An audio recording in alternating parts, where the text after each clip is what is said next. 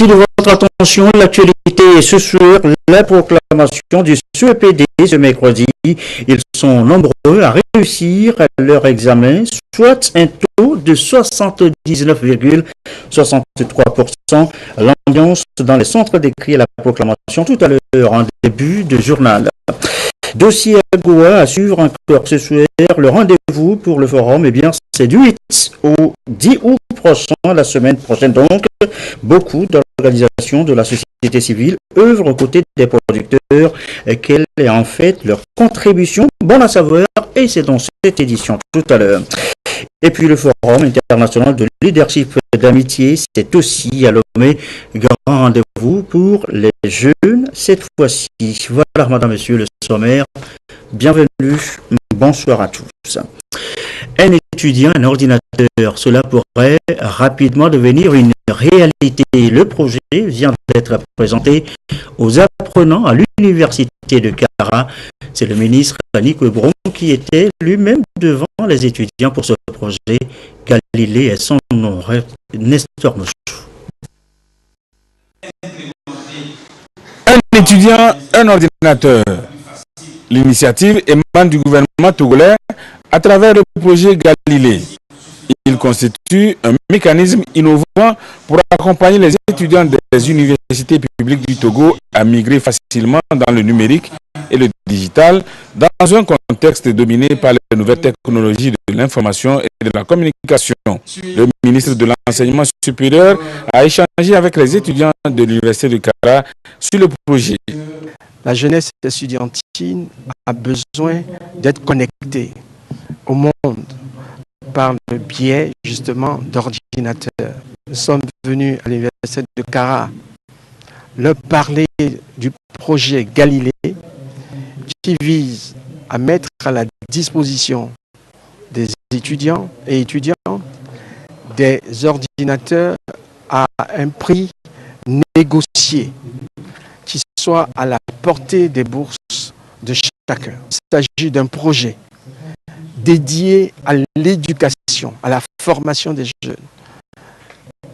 L'outil informatique, c'est vraiment ce qu'il leur faut aujourd'hui pour être pleinement en phase avec les exigences du monde contemporain. Et nous espérons que bientôt ce projet, qui se situe dans le cadre du mandat social du chef de l'État, pourra prendre effet. Le projet Galilée apporte des facilités aux étudiants. Ceux-ci s'en réjouissent, mais expriment le vœu de voir les modalités d'accès davantage simplifiées. Nous avons des soucis, c'est que les étudiants au Togo n'avons pas vraiment les moyens. 50 000 francs que nous devons débloquer comme une somme de base avant d'acquérir l'ordinateur, ça serait vraiment dur. Donc si le gouvernement pouvait en quelque sorte diminuer la somme que nous devons déposer comme somme de base, ne serait-ce que 30 ou à 25 000 francs, ça ferait un plaisir. Nous n'avons pas assez de moyens pour payer les 50 000, si je me permets de le dire, mais l'engagement doit être aussi ferme de notre côté. Même si ça doit être revu à la baisse, il faudrait qu'on assure que nous devons payer le reste de la somme. Et si, pour moi, si on pouvait rabaisser le prix à 30 000 francs, par exemple, ça pouvait servir et rendre accessible à tous les étudiants togolais. Le projet Galilée sera mis en œuvre par le gouvernement togolais par le truchement des opérateurs économiques dont Togocel. Cette initiative s'inscrit dans la politique de modernisation des universités publiques du Togo. Et dans la foulée, on parle de l'emploi des jeunes, différentes opportunités à saisir aujourd'hui dans les secteurs dits porteurs. La cellule de coordination du PAE-GSP est à pied d'œuvre en tournée d'explication. L'escale de Cara, toujours avec Nestor Mouchou. Le PAE-GSP, projet d'appui à l'employabilité et à l'insertion des jeunes dans les secteurs porteurs, au centre des échanges de cette rencontre régionale. Les techniciens du ministère du Développement à la base de l'artisanat, de la jeunesse et de l'emploi des jeunes chargés de la gestion de ce projet apporte aux micro-entrepreneurs de la CARA et aux jeunes désireux d'entreprendre une lumière sur les mécanismes d'accès au financement prévus. Mécanisme basé sur l'approche des chaînes de valeur agricole et le développement des clusters agro-industriels. Ce projet vise à créer les conditions d'une croissance inclusive. Il s'agit de trouver une entreprise de transformation dans une filière donnée pour voir si cette entreprise dispose d'un marché viable. À partir de ce marché-là, nous allons renforcer ses capacités de production. Et pour que cette entreprise puisse s'approvisionner, elle a besoin de la matière première. Donc, pour pouvoir se procurer de cette matière première, il faut qu'il y ait des acteurs. Donc, c'est pour apporter cette information aux acteurs concernés que nous organisons cette deuxième tournée de sensibilisation pour les informer des modalités d'accès au projet. Le projet d'appui à l'employabilité et à l'insertion des jeunes dans les secteurs porteurs a démarré en 2016 et est spécifiquement orienté vers les sous-secteurs végétal et élevage de petits ruminants et de la volaille. Le PAEJ SP a touché sur l'ensemble du pays 207 entrepreneurs individuels et 400 groupements pour le moment. Les filières végétales du PAEJ SP sont mises en œuvre dans la partie méridionale, dans la région centrale et une partie de la région de la Kara. Celle animale concerne les régions Kara et Savane. Il est 20h06.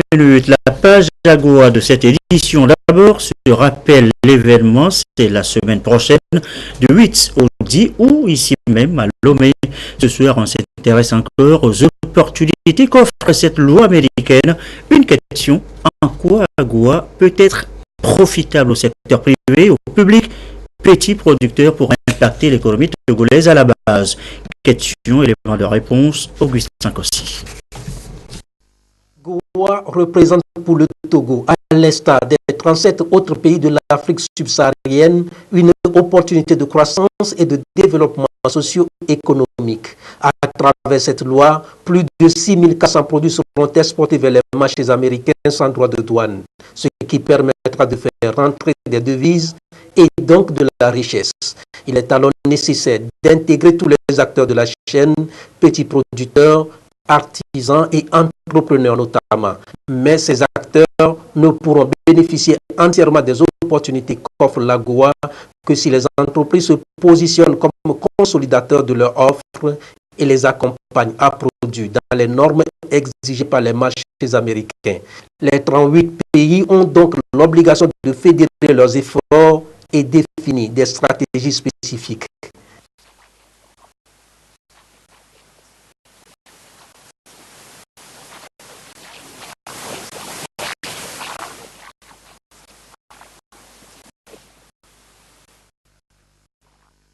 Voilà, un petit souci de son sur ce sujet sur lequel, bien évidemment, nous reviendrons. Toutes nos excuses au passage. Notez aussi que le forum AGOA à Lomé, c'est 38 pays de l'Afrique subsaharienne, en plus des États-Unis, et tous à Lomé, donc pour la même cause. AGOA peut-il être un excellent facteur d'intégration sous-régionale?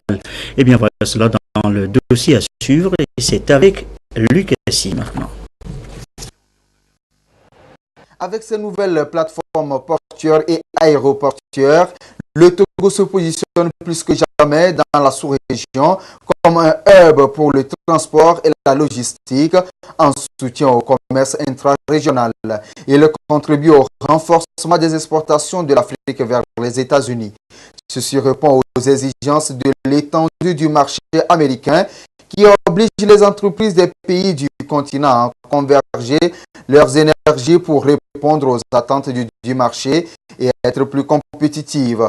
L'aéroport international Gnassingbé Yadema, qui est bien positionné pour être un excellent pont entre les États-Unis et l'Afrique de l'Ouest, soit un marché de plus de 300 millions de consommateurs, draine plus de 5 000 tonnes de fret et plus de 2 500 000 passagers par an, ce depuis sa modernisation. Ce que nous recherchons à travers le développement aéroportuaire au Togo, c'est offrir le plus de possibilités possibles à nos passagers, faire en sorte qu'à travers Lomé, on puisse connecter le monde entier. Aujourd'hui, nous connectons les États-Unis, l'Amérique latine. Premier impact, c'est l'augmentation du nombre de passagers. Le nombre de passagers veut dire une activité économique croissante. IATA prévoit une augmentation de plus de 10% du trafic aérien dans les 5 prochaines années. Cet aéroport offre également des conditions maximales de sécurité et de sûreté aux passagers et aux hommes d'affaires qui transitent par le pays. Avec sa nouvelle aérogare, l'aéroport international Gnassingbé Yadema compte aujourd'hui 13 compagnies aériennes. Vous savez que nous avons été édités aussi de 18 au 24 mai 2016 et le taux du Togo se trouve à 85,77%, premier en Afrique. C'est le fruit d'un travail laborieux. Le Togo, par sa position stratégique, en tant que centre régional de logistique des producteurs de la sous-région, offre également des opportunités de transport. En 2015, par exemple, le pays a enregistré, grâce à son port en eau profonde et qui abrite de nouvelles infrastructures modernes, 15 millions de tonnes de fret traitées. Ce port compte aujourd'hui 2 grands terminaux à conteneurs, tous équipés de matériel à manutention de dernière génération. À cela s'ajoute une darse de 1050 mètres de longueur, pouvant accueillir de grands navires 24 sur 24 et 7 jours sur 7. Et pour couronner tous ces investissements, la CEDEAO a signé un accord de coopération avec la Corporate Council on Africa pour booster le commerce et l'investissement entre les USA et les pays de l'Afrique de l'Ouest. Des opportunités que devraient saisir les entrepreneurs et hommes d'affaires du Togo pour accroître leur exportation dans le cadre de la loi AGOA. Lucas, merci. L'opération de charme de l'ETR, ça se poursuit sur les marchés auprès notamment des commerçants. Ces derniers sont appelés à cultiver le civisme fiscal, en clair, payer ses impôts sans y être obligés. Camboli a les réalités, les étapes du jour, la marque Bojonan, Nestor Bouchou.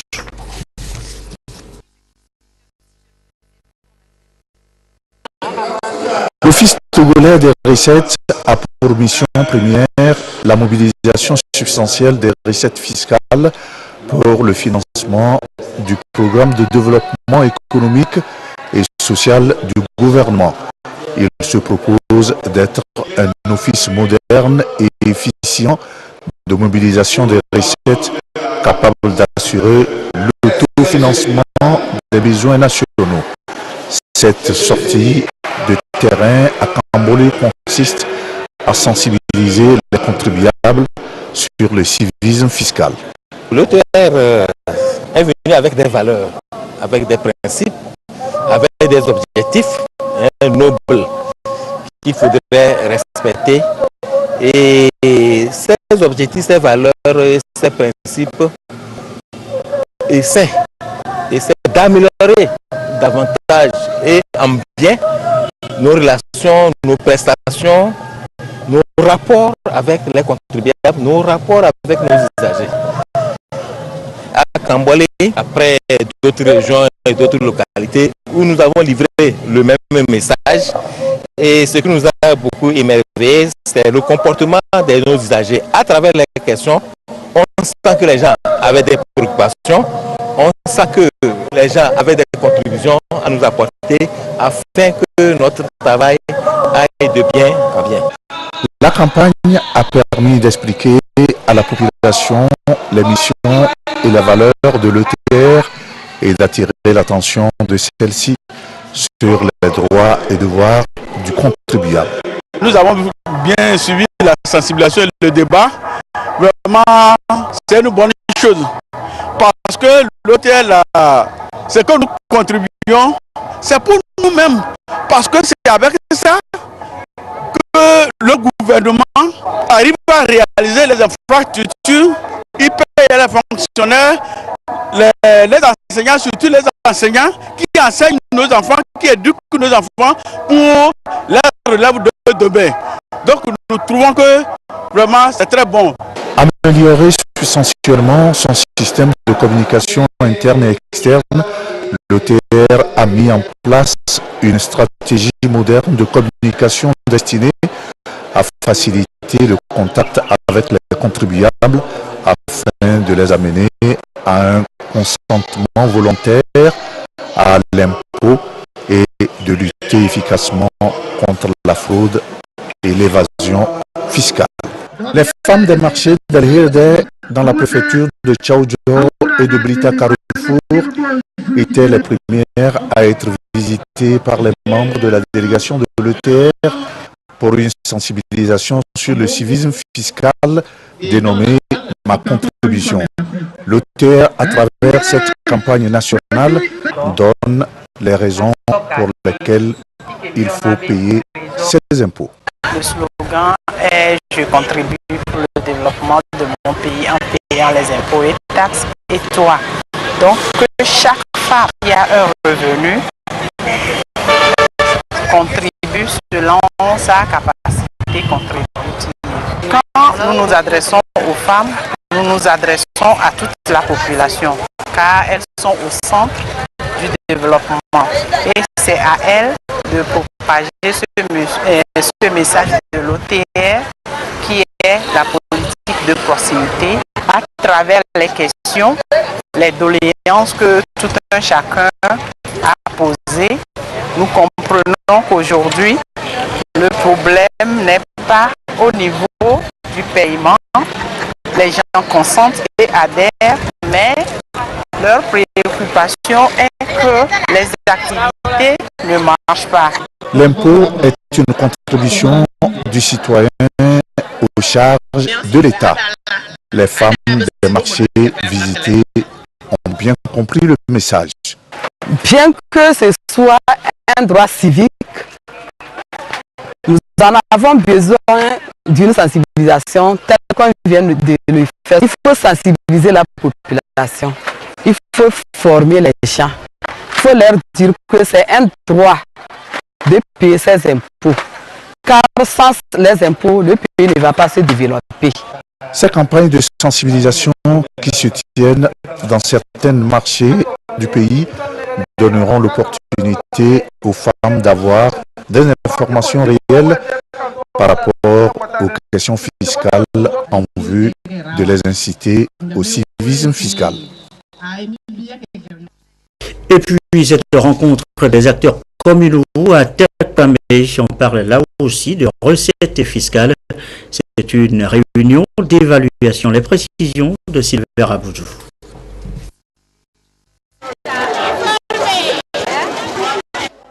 L'engagement du Togo dans la réalisation des actions de développement est de parvenir à une meilleure mobilisation des ressources et des recettes fiscales. C'est dans cette perspective que les acteurs communaux orientent ici leurs réflexions pour la recherche et la maîtrise du potentiel fiscal en vue d'un bon recouvrement et pour une bonne pratique de mobilisation des recettes communales. À cette rencontre d'évaluation, il est question de définir des stratégies et plans d'action susceptibles de motiver les contribuables au paiement des taxes et impôts, mais surtout revisiter le fonctionnement du système de recouvrement des communes. Du côté des contribuables, malgré tous les efforts que nous faisons, nous n'atteignons pas ce que nous voulons. Je crois que désormais, ça va partir sur de nouvelles bases pour que nos recettes soient améliorées. Pour y parvenir, la GZ accompagne le Togo dans cette dynamique à travers le programme Bonne gouvernance et décentralisation. Ce programme prend en compte 3 communes, notamment Thierry Palimé Sokodé et a permis la mise en place des comités communaux chargés du diagnostic des problèmes et proposer si possible des solutions idoines pour l'atteinte des objectifs escomptés. Donc les comités doivent revisiter leur plan de mobilisation, revisiter leur stratégie et leur approche de mobilisation afin de réajuster ce qui a réalisé pour effectivement réaliser les prévisions qu'elles ont envisagées d'ici la fin de l'année.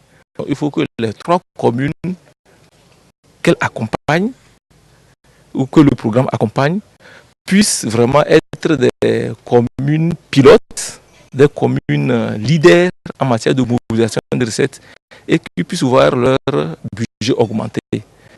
À cette réunion bilan, ces acteurs communaux entendent donc à travers la présente évaluation repartir sur de nouvelles bases pour renforcer davantage les acquis pour la bonne mobilisation des recettes au Togo.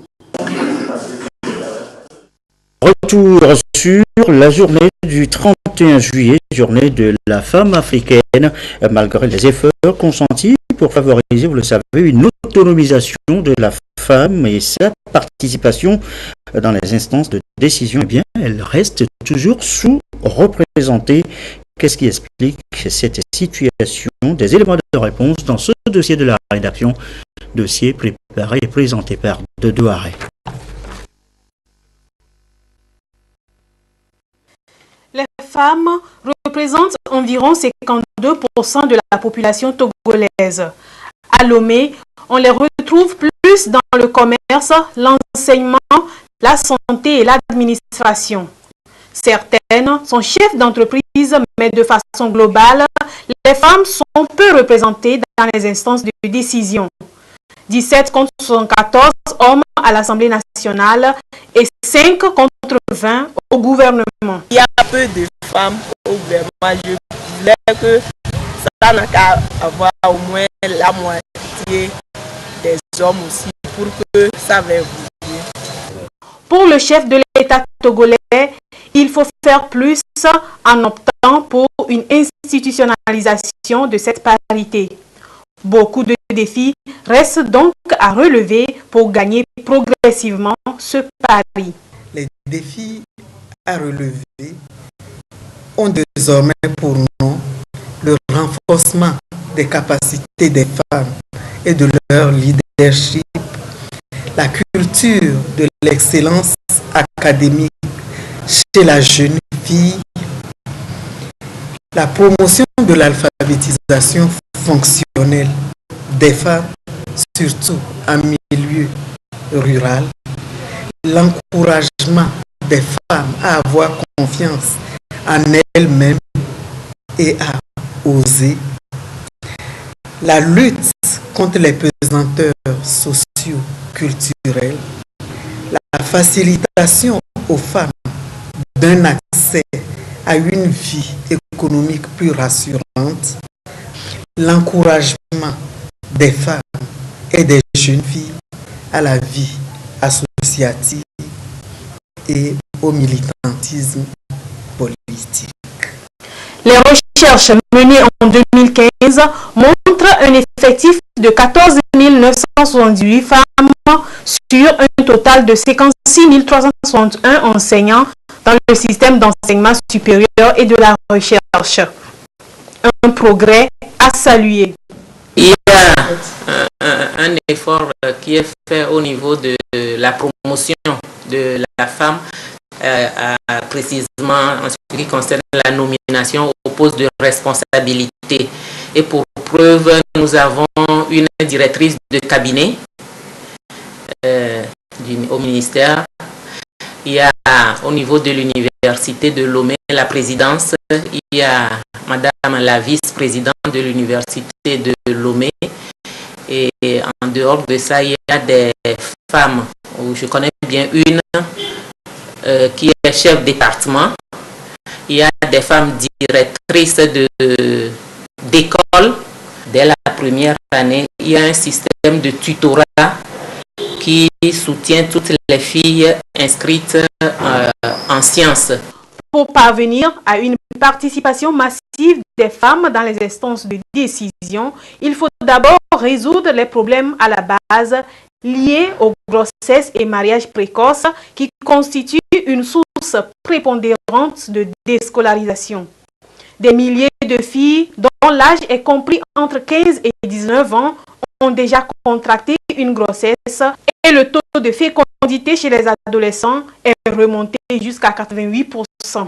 Il faut revoir nos stratégies, il faut revoir comment on doit passer pour que les enfants comprennent que ce qui est important pour eux, c'est de réussir leurs études et après se marier, mais de ne pas, même si on dit que si tu portes une grossesse, tu peux continuer les écoles. L'école, tu ne veux pas dire que tu peux continuer ça facilement comme celle qui n'a pas d'enfant ou qui n'est pas tombée enceinte. Toi, tu as moins de chances déjà que celle qui n'a pas un enfant. Des mécanismes sont enclenchés ça et là pour impliquer davantage la femme dans toutes les activités de développement du pays.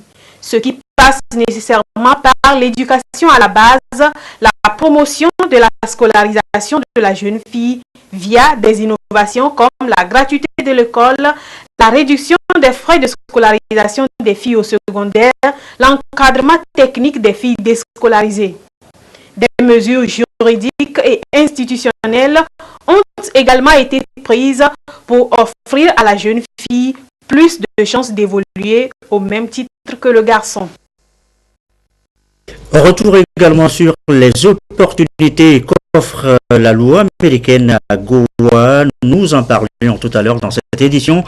Une question, en quoi Goa peut être profitable au secteur privé, au public, petits producteurs pour impacter l'économie togolaise à la base? Question, élément de réponse, Augustin Kossi. Pour le Togo, à l'instar des 37 autres pays de l'Afrique subsaharienne, une opportunité de croissance et de développement socio-économique. À travers cette loi, plus de 6400 produits seront exportés vers les marchés américains sans droit de douane, ce qui permettra de faire rentrer des devises et donc de la richesse. Il est alors nécessaire d'intégrer tous les acteurs de la chaîne, petits producteurs, artisans et entrepreneurs notamment. Mais ces acteurs ne pourront bénéficier entièrement des opportunités qu'offre la Goa que si les entreprises se positionnent comme consolidateurs de leur offre et les accompagnent à produire dans les normes exigées par les marchés américains. Les 38 pays ont donc l'obligation de fédérer leurs efforts et définir des stratégies spécifiques. Chaque année au forum, chaque État vient dire ce qu'il fait, ses avancées. Donc ça les oblige à une meilleure cohésion et à un regard attentif par rapport aux outils régionaux. Par rapport aux acteurs économiques de grand niveau, que ce sont les grandes entreprises, ça les pousse aujourd'hui à être beaucoup plus intervenants, beaucoup plus innovants dans leur stratégie par rapport à l'international, par rapport à ce qu'ils envoient, à faire travailler d'une manière plus globale les acteurs terrain, par rapport aux acteurs de PME, PMI. C'est une opportunité qui permet que par le commerce équitable, des petites entreprises qui n'ont jamais pensé à exporter aujourd'hui se mettent ensemble, font de la coopération. On va voir émerger ainsi dans quelques années des grandes entreprises de coopératives sociales, comme on en a au Canada, pour pouvoir être en mesure de produire selon les normes et la qualité exportée.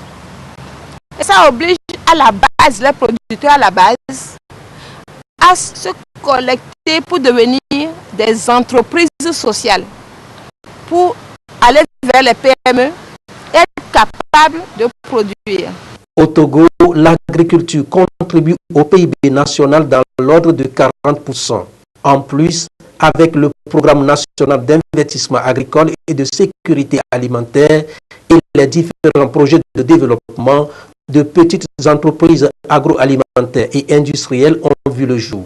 AGOA va permettre de tirer le secteur vers le haut, d'avoir un retour sur investissement et d'attirer davantage d'investisseurs. À ces entreprises, AGOA offre également l'opportunité de se développer, se transformer et changer d'échelle d'intervention. On parle alors de développement des chaînes de valeur pour impliquer tous les acteurs. Quelqu'un va s'occuper d'amener les intrants dans l'agriculture. Celui-là, en prenant ce secteur comme exemple, lui, il va se spécialiser pour respecter les normes et la qualité. Le producteur qui le prend va apprendre à aller vers ITRA ou vers les institutions de normes pour apprendre comment produire à tous les échelons avec une norme et qualité pour que le niveau supérieur puisse l'utiliser dans sa chaîne de valeur. Le producteur qui va rester chez lui seul ou en collectivité va travailler selon les mêmes normes et qualités pour que le produit soit accepté à l'exportation. Et finalement, toute cette chaîne de valeur va rencontrer le chaînon manquant qui pour nous aujourd'hui, le chaînon de la commercialisation qui commence à savoir qu'ils ont une place. Et pour parler de toutes ces opportunités à tous les acteurs de la chaîne de production à la consommation, en passant par la transformation, le 16e forum de l'AGOA que Lomé abrite du 8 au 10 août prochain s'annonce déjà déterminant puisqu'il va permettre à la fois au Togo de bénéficier de ses avantages pour booster sa croissance et stimuler un développement socio-économique durable et inclusif. À l'étranger, c'est toujours l'attente au Sénégal. Les résultats des législatives du 30 juillet dernier ne sont toujours pas connus. Dans ce cas, chacun annonce toujours sa victoire. La tension monte. Retour sur les conditions du déroulement du scrutin dans ce reportage TV5. Des observations effectuées par la mission. Le scrutin s'est globalement passé dans des conditions de transparence, malgré le constat avéré de dysfonctionnement dans l'organisation de ce scrutin. Cependant, la mission reste préoccupée par le climat général de méfiance existant au sein de la classe politique. Les griefs portés par les uns et les autres représentent des risques pour la stabilité du pays.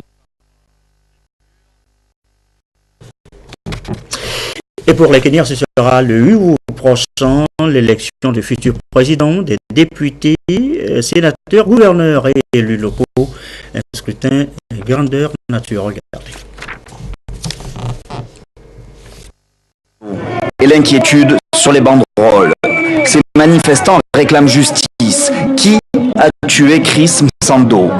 Ce responsable de la commission électorale a été retrouvé nu et sans vie dans une forêt près de Nairobi. Sur son corps, des marques de torture. Numéro 2 du service informatique de la commission électorale, il supervisait le système électronique censé éviter les fraudes.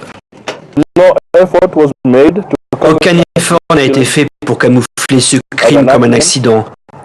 Ce qui montre la détermination des tueurs d'envoyer un message effrayant. Ils ne renonceront à rien pour obtenir ce qu'ils veulent.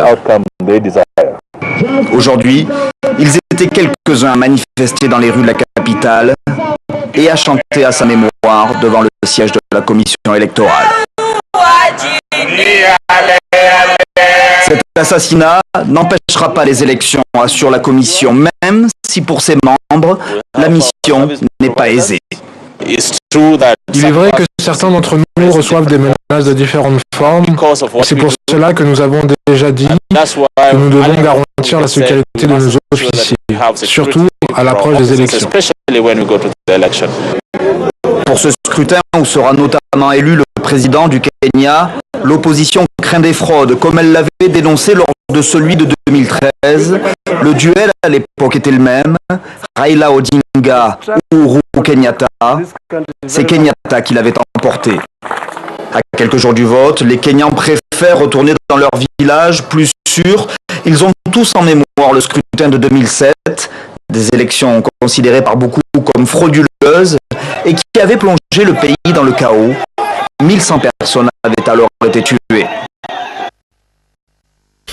Retour chez nous au Togo avec ce rendez-vous pour les jeunes. Nous l'annoncions en titre également, permettre aux jeunes Togolais et particulièrement aux filles de s'assurer. Et telle est la raison d'être de l'association Culture Sport Plus International qui organise du 1er au 5 août prochain à Lomé un forum international de leadership, d'amitié et de solidarité.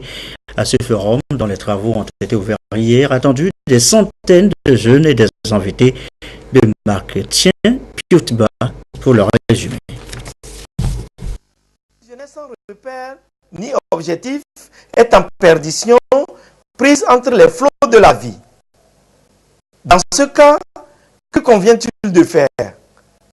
Il faudrait l'aider à s'en sortir. C'est ce qui justifie ce forum international de leadership, d'amitié et de solidarité organisé par l'association Culture Sport Plus International. Forum prévu pour durer 5 jours auquel participent des centaines de jeunes de la sous-région et des invités de marque, notamment la célèbre Madame Tigui Danke Kamara, une des 50 femmes les plus influentes d'Afrique. L'avenir de tout un chacun lui appartient et il faut surtout prendre les bonnes décisions pour atteindre ses objectifs et s'éduquer. C'est important de s'éduquer, quelle que soit la forme. Comme je l'ai dit, tout le monde n'a pas la chance d'aller à l'école, mais quand même, on a nos coutumes aussi qui sont une forme d'éducation qu'il ne faut pas aussi relayer à la dernière rangée. Les jeunes filles, elles doivent oser, les femmes doivent oser prendre leur place. Alors quand je dis prendre leur place, ce n'est pas, comme on a dit, être en concurrence avec l'homme, plus fort que l'homme, c'est dans tout ce qui est la complémentarité. Donc de parler du rôle de la femme qui est très important pour amener la paix sociale aussi. Elle est complémentaire de l'homme et il faut maintenant qu'elle apparaisse de la même façon à égalité. Une assise autour du thème « Ensemble, mobilisons-nous pour participer à la construction de la maison de la jeune fille en Afrique et à l'achat du bus de la solidarité ». Il s'agira de donner à la jeune fille les moyens de s'épanouir, les moyens de se gérer dans le futur. L'éducation qu'il faut, c'est de montrer le modèle à nos jeunes filles, parce que nous savons que ces jeunes filles ont des potentialités. Maintenant, il faut qu'elles les exploitent. Et pour les exploiter, il faut qu'elles soient informées, qu'elles soient instruites, qu'elles sachent ce qu'elles ont en elles. Le forum prend fin samedi 5 août par la remise d'attestation aux participants. La proclamation de ce PD, je vous l'annonçais, également cri de joie, des visages de tristesse aussi, un peu partout dans le centre des cris. Le CPD était donc proclamé ce mercredi en fin d'après-midi. Les candidats ont connu des fortunes diverses. Reportage de Fafa d'Almeida et Kouissala. Je suis très content parce qu'après 9 mois de classe, si Dieu, j'ai pu réussir au CPD et au collège. Je compte donner toute ma force pour pouvoir réussir comme j'ai pu au CPD. Moi-même, je voulais être dans le centre là, c'est pas ça. Je voudrais être la première du centre parce que j'ai durement appris au cours de l'année. Pour passer de bonnes classes au collège, je compte bien apprendre, réviser les leçons et pour bien travailler pour réussir en 6e, passer aux classes supérieures. Ils sont 224 candidats sur 370 à obtenir leur certificat d'études du premier degré CEPD ici au centre d'écrit à Djali. Joie pour certains, désolation pour d'autres. In fine, c'est l'ardeur, la persévérance et la détermination qui ont payé pour ces nouveaux collégiens. Le résultat qui vient d'être sorti tout de suite est dû à la qualité de l'éducation que nous donnons aux enfants. Si par exemple, vous ne donnez pas une meilleure éducation aux enfants, le résultat qui sortirait serait banal. Si aujourd'hui nous arrivons à être parmi les excellents, c'est compte tenu de la formation que l'école reçoit. Nous, en tant que chef de centre, nous avions une mission et je pense que nous avons assumé notre mission avec toutes les consignes qui nous ont été données. Cette année, les résultats du CEPD ont connu un léger recul par rapport à l'année dernière. 79,63% contre 80,43% sur le plan national. Pour le CPD 2017, on a 202 117 inscrits. Et le nombre de présents, 195 503. Et le nombre d'admis, 155 673. Bon, l'année passée, on avait un taux de reçu de 80,43%. Et cette année, nous avons 79,63%. On a chuté, mais je pense que c'est dû à l'année qui a été un peu secouée par les mouvements de grève. Ces élèves viennent d'obtenir le premier diplôme de leur cursus scolaire, leur ouvrant ainsi les portes du collège. Et pour les ajourner, les vacances doivent constituer pour eux un moment pour se remettre en cause en vue de pouvoir relever les défis l'année prochaine.